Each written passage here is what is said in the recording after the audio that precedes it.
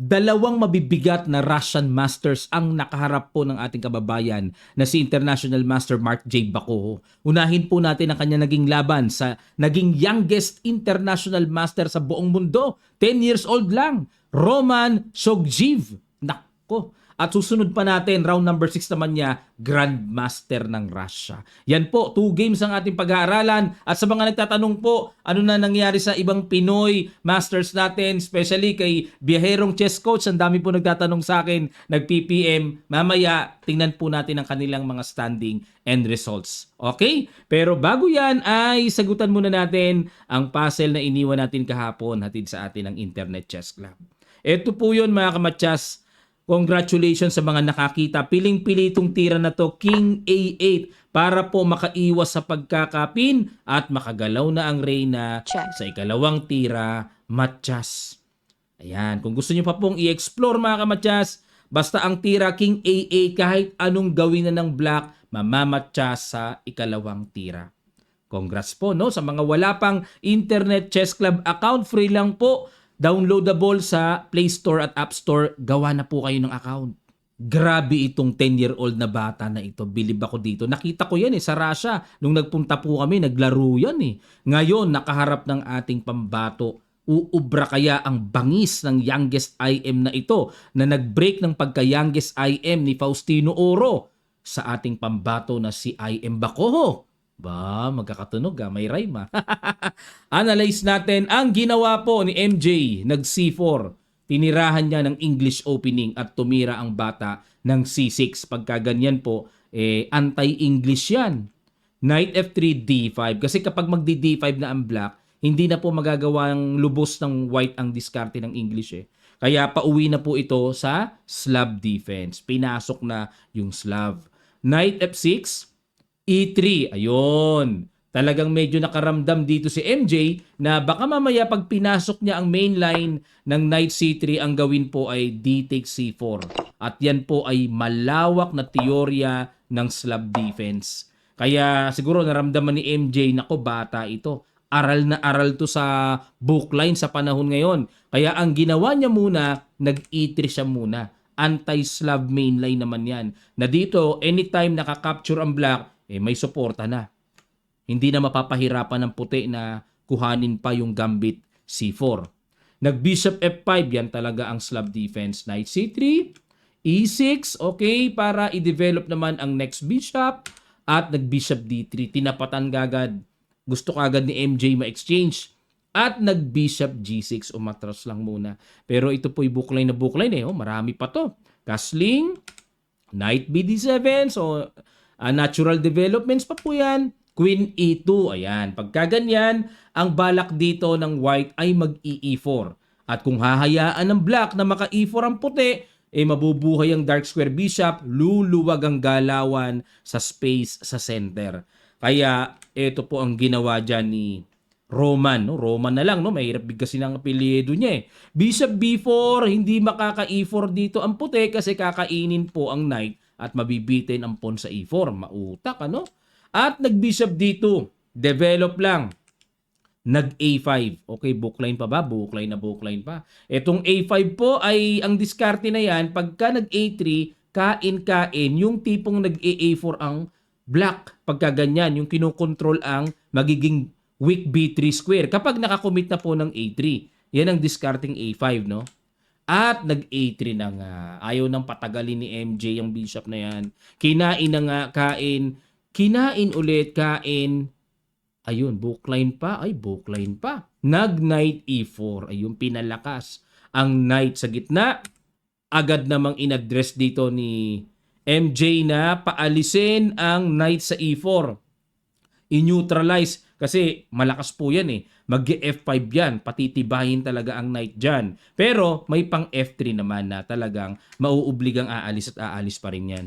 Pero kinapture na po ang knight. Capture at dito nag-castling. So sumimple ang position. Hindi naman ako nakakakita dito mga kamatyas ng parang dihadong-dihado ang black. Actually, knight versus bishop. Pero kung ako po tatanungin, slightly better sa akin ang may bishop. Slightly better yan kumpara sa knight. Sa ganitong position Nag-rook A D1. Ayun, ready lang dito si MJ na mag-E4 kasi siya mamaya, tapos maganda na yung control sa D-file. At nag-Queen B6, inatake muna ang pawn sa B2. Nag-C5, kinargahan dito ng pain. Sige, kainin mo yan. Pero may Queen A6. Ano po ba ang mangyayari kung kakainin ng black ang libreng pawn sa B2? Ito po ang laman, mag-rook B1. At kapag nag-Queen A2 on the square, mag-rook B3. Hindi naman po babawian doon sa B7 eh. Mag-rook B3 at ang masaklap niyan, ang plano niyan, mamatchasin ang queen niyan paunti-unti.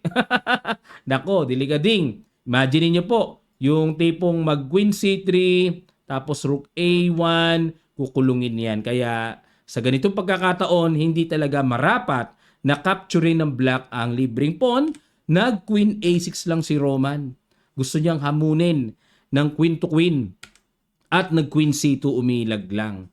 Siyempre po, kung makikipag-queen to queen lang, pabor sa black yon, maginhawa sa black yon. Kaya gusto lang i-maintain ang queen. Gusto ko po yung Queen C2 ilag lang. At nag-B6, gusto na kagad na biakin ni Roman ang napaka-solid pawn sa C5. Kinain lang. At nag-Rook C8 muna. Ayun, para bobuelo ng C5. At ito pong Rook FC8 ay may kapabayaang nagawa. Merong hindi napansin dito si Roman. Kala niya, ito namang pawn sa B6 anytime, pwedeng bawiin eh. Pwedeng capturing ng knight, pwedeng capturing ng queen, di ba? Nag-Rook FC8 muna siya. Tapos magsi-C5, mga ganung diskarte, no? Pero merong siyang nawaglit dito, mga kamatsas. Ano kaya yon? Ano kaya yung tamang hatol dyan sa bad move na binigay ng Stockfish sa tira na yan? Sige po, pakiguess nyo. Sa ilang sandali lang, tutuloy kagad natin. Start.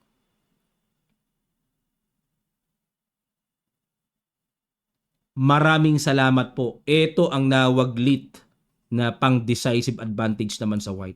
Bishop takes A5. Hindi napansin ni Roman yan. No? May kain na pala dyan.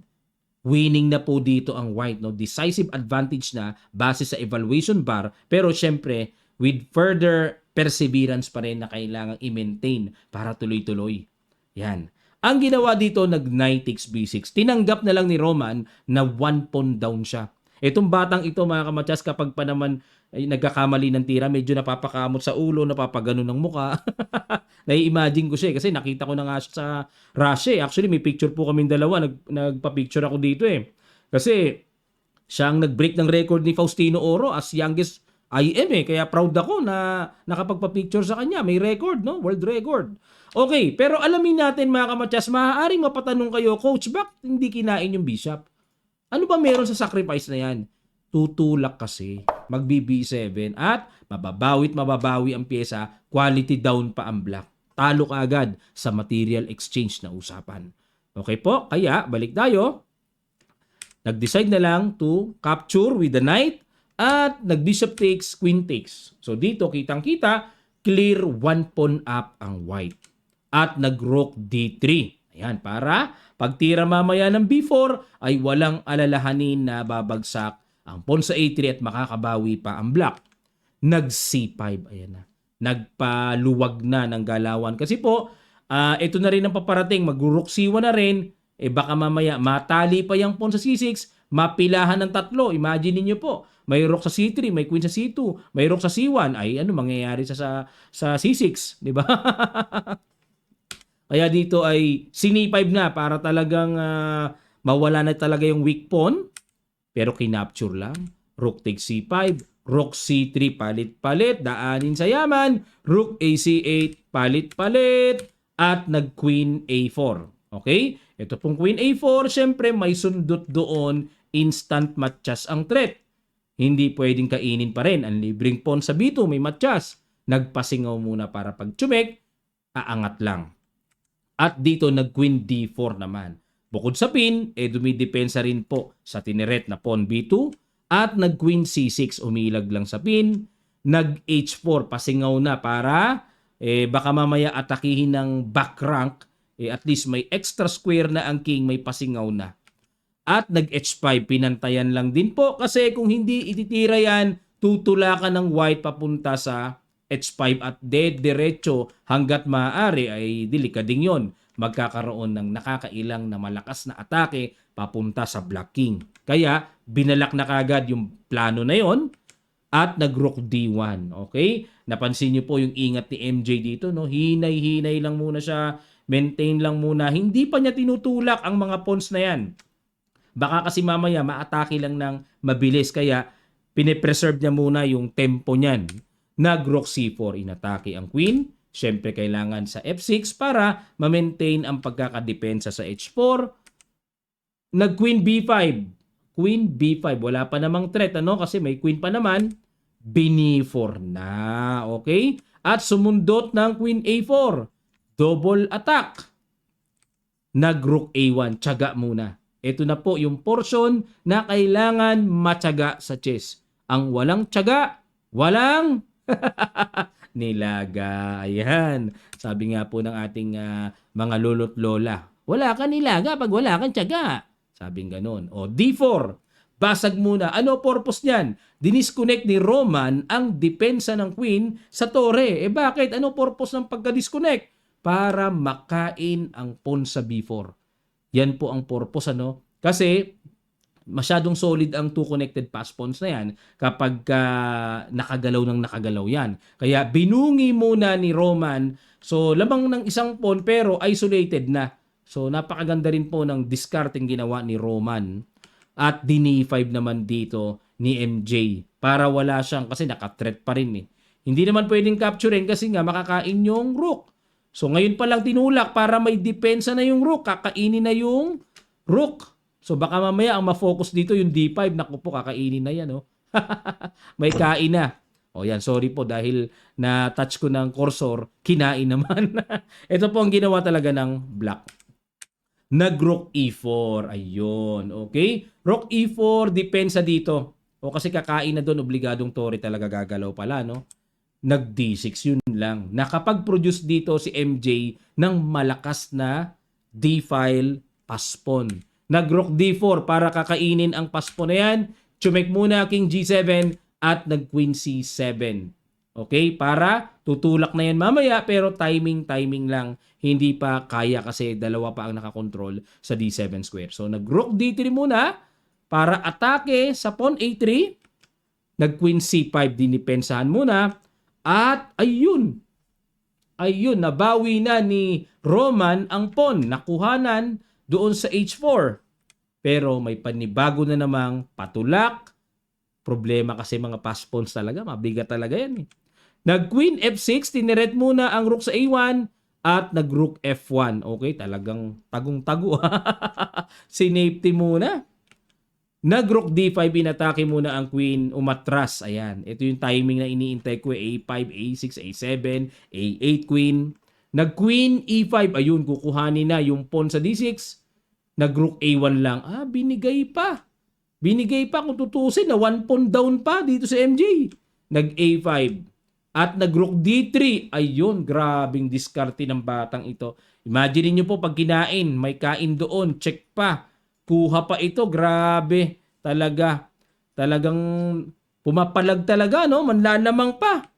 Nag-Queen C1 muna, pero yung papatulak na pass po ng sakit sa ulo. Nag-H4 at nag-A6 na po. Yan, dyan ang mabigat na nag-Rook D8, A7, pero so far po yung evaluation bar equal pa naman eh. Nag-Rook A4 para atakihin yung pawn H4, nag-G5, okay, equal ang evaluation bar eh, no? Nag-Queen D2.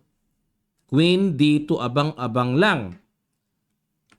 Nag-King G6. Okay, abang lang din. Rook A5, threat sa Queen. Nag-Queen F4, Queen to Queen. Queen C2, check muna, iwas. King H6. Ayun! Yan, iniintay ko yan eh mga kamadyas. Yan ang iniintay kong tira. Yung crucial kasi, hindi biro eh. Dapat daw ang equal. F5 ang tira. Ito pong pawn ang pangharang. Equalize pa rin.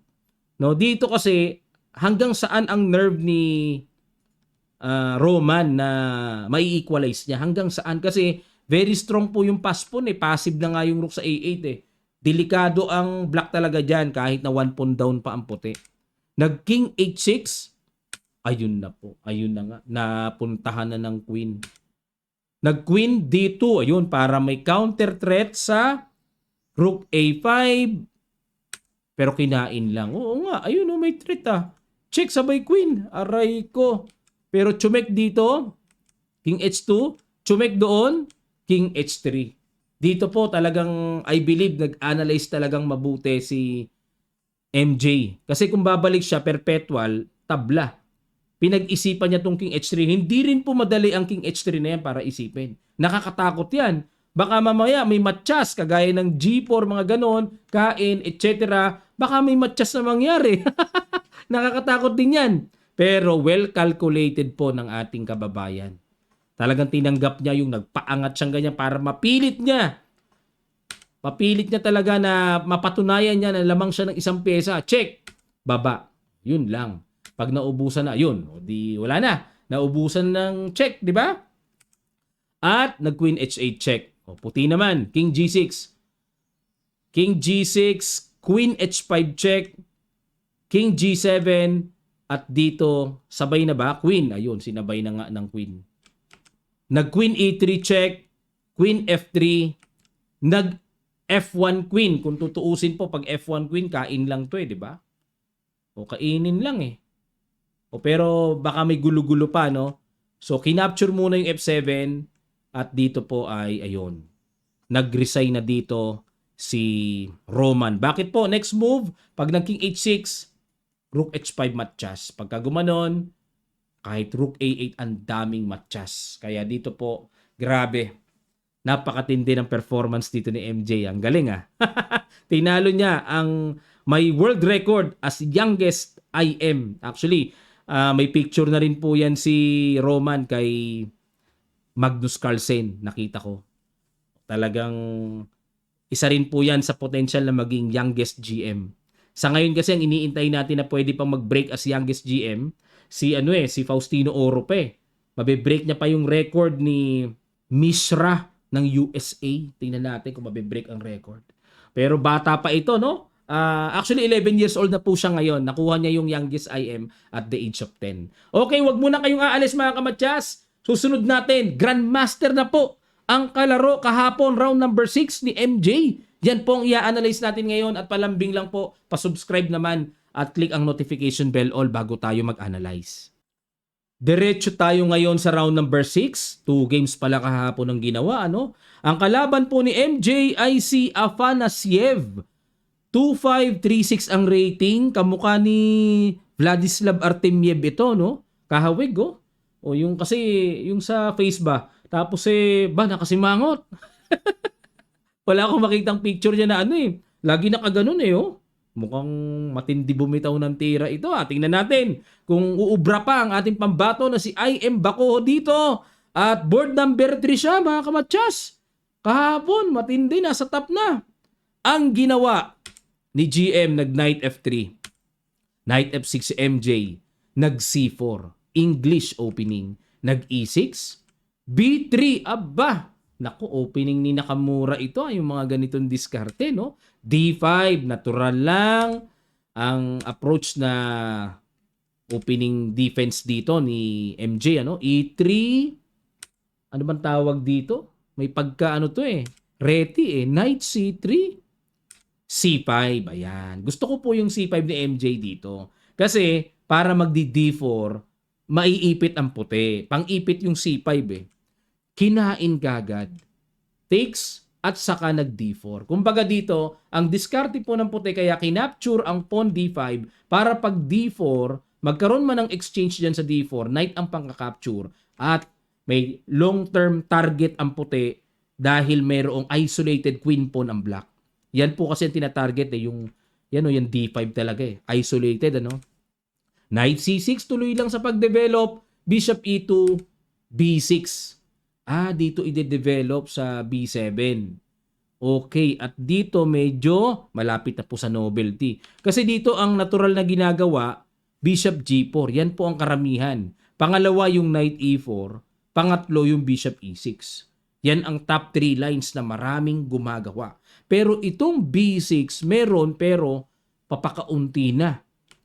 nag-castling. Kaya ako po nakikita mga kamatyas, ang gamit ko po ay chess-base. Meron ako nakikitang database na papakunti na ng papakunti yung bilang ng gumagamit.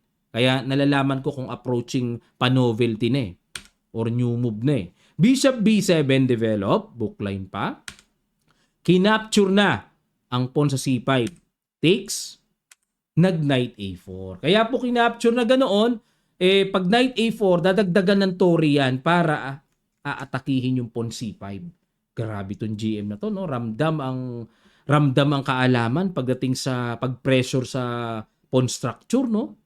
Nag-rook C8. Ayan, pinaghandaan kaagad ni MJ para kung atakihin man yan, meron siyang gagawin na something para hindi mapabagsak yung pawn sa C5 ng ganun-ganun lang. Nag-rook C1 na nga. Okay, ayan na. Inatake na. Ayun, nag-knight B8 mga kamatyas. Yun pala ang purpose dito ng rook, no? Yun, pag alis ng knight, suportado ang C5, pero hindi po nagustuhan ng computer engine ang ginawa ng ating pambato. Ayun. Dapat daw po ang tira dito na sinasuggest ng strong computer engine ay knight B4. Naku po naman. Knight B4 pala tira doon. Pag nag-A3 paalis, knight A6 atras. Okay po. Isa pang option, bukod sa knight B4, ay knight D7. Na hindi naman makukuha basta-basta yun, ano? Kasi may knight D4. Imagine niyo po ha, pag kinain yung bishop, may knight takes, double pa, tangay ang rook doon. Kung after knight D7, magku-queen takes D5. Ayan, pasensya na po ha. Tinuturo ko na lang ng arrows. Balik tayo sa knight B8 na ginawa ni MJ. Ayun, nako nga pala may diskarte na palang ganun panira. Kinain ng G-pawn, wag lang, alang-alang lang na wag bumagsak ang pawn C5. Kasi po, kung bishop ang pangka-capture, wala na, buong-buo itong C5. Paano ngayon yan? Ano pang kakain? Kahit knight na lang, may threat pa. Buong-buong makukuha, mawa 1 pawn down dito ang black. Lugi na po pag gaganyan, lugi. O kaya dito, grabe pala yung may kain na pala doon. Silent attack yun Kinain ng G-pawn, okay. So nananatili pa rin suportado ang C5. Wala, no? Walang pagka-pawn down pero na-damage naman po sa isang banda. Na-convert naman. Okay, yung king ang nakasalalay dyan sa ganyang klaseng exposed na yung G-file. O tingnan natin. Nag-knight H4. Ayan. Ramdam kagad dito na gusto kagad ni GM i-address. May mangyari kagad dahil sa weak pawn structure na yan at shield weak, lulundagan niya ng knight dyan at kung ano pang gagawin na something. Okay, tingnan natin.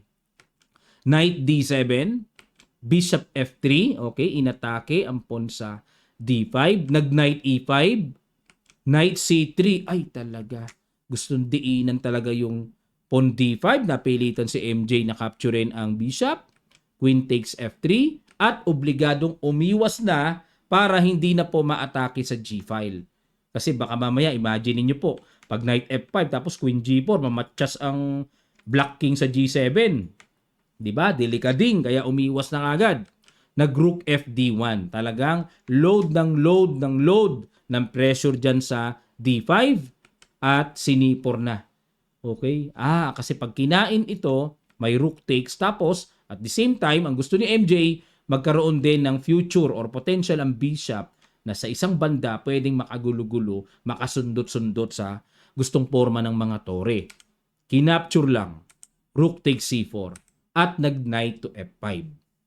Bishop C5. Bishop C5. Okay. Hindi pa pwedeng capturein to, no? Kasi may kain doon, may bishop takes. Mabibitin lang yung knight sa T5. Okay. Tingnan natin. Nag-rook B1. Pakain yung knight pero may kain dito. Bishop A8 lang. So maintain lang ang bishop. Ayun, may ganun na pala, no? Nagkaroon pala ng tempo rook B1. Hindi kasi pwede ang knight takes D5 kung may kain doon ng tore. Naka-rook B1, naka-tempo attack. Tinuluyan ngayong kainan sa pawn D5. Nag-rook C2. Kasi wala po, useless Kung isasabay kasi rook takes, baliwala Walang gamit Rook C2, kahit pa paano, makapangalikot. Knight G3. Ay, ito na naman ang threat. May queen takes na naman. kinain na yung pawn sa A2. Pero, nag-queen F5 lang, pumreno. Okay. Knight takes, tapos diretso, queen H7 ang threat. Kaya pala pumreno muna eh. Rook A6, pero sinapatan na ni MJ na wag babagsak o mapabagsak ang pawn F6. Ha? Grabe, teka muna. Okay, knight B6. Meron kasing atake papunta sa queen. Grabe yung mga bitawan ah. Ayun, at nag-decide na si MJ na magpa-queenless. Kain-kain. Nag-rook D1 check muna. Knight F1 harang. Saka kinain. Kinain king G8. Queen G5 checking F8. Queen H5. Double attack na naman. Umiwas muna ang tore. Kinain yung pawn H7. Ayun. So maganda sana po yung bishop talaga mailagay na kagad dito sa diagonal attack para mapabagsak yung knight Kaso paano mangyayari yon? Medyo marami pang tira. Yan. Nag-bishop C6, ito po ang threat, bishop B5, pero nag-queen H8 check na, gumanon. Ayun. So gusto ko agad sirain ni GM ang discarding formation na gusto dito ni MJ. Rook C5, H4. Ayan na. Gagana na po yan Magaganyan na yan. Gagana na yan. Sasamantalahin na ng white na meron siyang marching pass pawns. Nag-king D7, knight G3, bishop C7, queen A2. Threat pa yung pawn. Nag-bishop D5 sinangga. Naku, grabe. Naubos ang mga pawns. Rook C1 check, angat lang. Rook C4. Threat ang pawn sa H4 at nag-F4 hinarangan. Nag-bishop C6 muna. Queen A2 threat ang tore. Naku po, ayun na naman ang sasakit. Ang sasakit na mga bitaw mga kamatsas. Grabe. Bishop D5, obligadong depensahan. Queen D2, atake. King E6 iwas, H5. Ayan na nga po. Ang unti-unting papagapang na problemang malaki ng black. Bishop D6, Queen D3 lang. Queen D... ito mabigat na threat. Check, mahihiwala yung bishop. Kaya nag-rook C5 para depensado ang bishop D5. At dito, nag-H6. Na-realize po dito ni MJ, halos unstoppable na ang paparating. Ni-resign na po ng ating kababayan. Grabe, ano? Ang lakas din naman talaga nitong Afanasiev na to. Parang si Artemiev Kamukha niya no? Pati yung di ba si Artemiev medyo parang baku-baku din ng ganun din siya Ka-aura ni Artemiev. Si Artemiev, Russian din yun. Di ba? Baka pinsan ni Artemiev to. Ayun mga kamatsas, pero okay lang yan. Silipin po natin ngayon ang kanilang standing at round number 7 pairing. Huwag po muna kayong aalis. Silipin natin mga kamatsas. Standing muna tayo after round number 6. Nangunguna po. IM ang nangunguna, 5.5 points. Isang tabla lang. Lupit Puro IMs nangunguna Ayan. At ang highest pointers natin so far ay si MJ Baco pa rin with 4 points. Actually, sa lahat po ng 4 points, siya ang highest tiebreaker points, Pinakamataas kasi pinakamalakas yung mga nakalaban niya Ang titindi ba naman pumapangalawa si FM Nuri, 4 points din. Vince Angelo Medina, National Master po natin. Pero sa abroad kasi, pag National Master ka dito, wala kang title doon. At least CM ka ng FIDE or FM, lalabas mag-a-appear ang title mo sa ibang bansa. Pero pag National Master lang po dito, hindi po nagre-reflect or hindi nakikita yan doon. Wala. Tingnan nyo, si Vince Angelo Medina, wala siyang, pang number 29, wala siyang title. Ang tinitignan ko po yung flag kaya ko madali silang makita yung flag ng Philippines. IM Conso, 3 points. Ayun, medyo inalat din pala. Medyo hindi maganda ang kondisyon. At ayun, si paring Daniel, biyaherong chess coach, pang number 86 po mga kamatsas. Pang number 86. Ayan, marami nagtatanong ano daw ang nangyari sa games niya. Tingin ko i-analyze naman niya itong mga games niya. Hintayin na lang natin mga kamatsas. Ayan, dalawa po ang talo na niya so far, yung first round at yung laro niya kahapon. Pero yung round number 5 niya, tabla po siya sa GM ng Russia. Ayun, kay Gabrielan Artur. Pwede niyo pong silipin yung chess results. Kung gusto niyo makita yung PGN games, Click nyo lang, meron namang mga PGN games na nakatapat eh. Ayan, click nyo lang yan, makikita nyo. Ayan, natalo siya kahapon kay FIDE Master Komienko Constantin. Ayan, marami nagme-message sa akin eh. Coach, analyze mo yung games ni Biyahero. I-analyze niya yan mga kamatyas. Antayin nyo lang po. Sa ngayon, silipin lang natin yung mga scores. Okay na yan. Okay na po yan. O kababalik niya lang. Mahirap talagang bumalik ng matagal na walang larong long game. Tapos babalik ka. Galing ka sa mga rapid game. Kahit may mga rapid games ka pa, kahit may mga blitz games ka pa, iba po yung long game. Iba talaga ang nature ng long game. Okay? Alright, ito naman ang pairing ng round number 7 na asahan po natin. So, ang kalaban po ni MJ ay si IM Gasparian. Yan, okay? At Angelo Vince Medina, National Master, kalaban niya ay si IM Lauhawirapa Prin. Si Prin, estudyante po ito ni Biyaherong chess coach, FM Kauso. Ayan, estudyante niya, tingnan natin, magiging laban, magandang laban yan. Si Vince po, Medina, malakas din na player yan dito sa Pilipinas. Hindi rin po biro yan. Kalaban ni Nuri ay si Timoshin Maxim.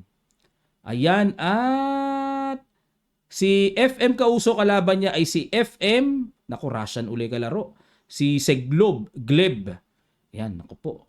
Board number, grabe, nasa mababang boards na, no? Pero, board number 38. Pero, ano pa rin, Russian pa rin ang kalaban. IM Concho, kalaban niya ay si FM Kaviev Raslan. At si ACM Narzabal Jomel, board number 68 po, ang kalaban naman ay si WFM Garmash. Maraming salamat po. Magkita-kita pa tayo sa mga susunod pang chess updates, God willing.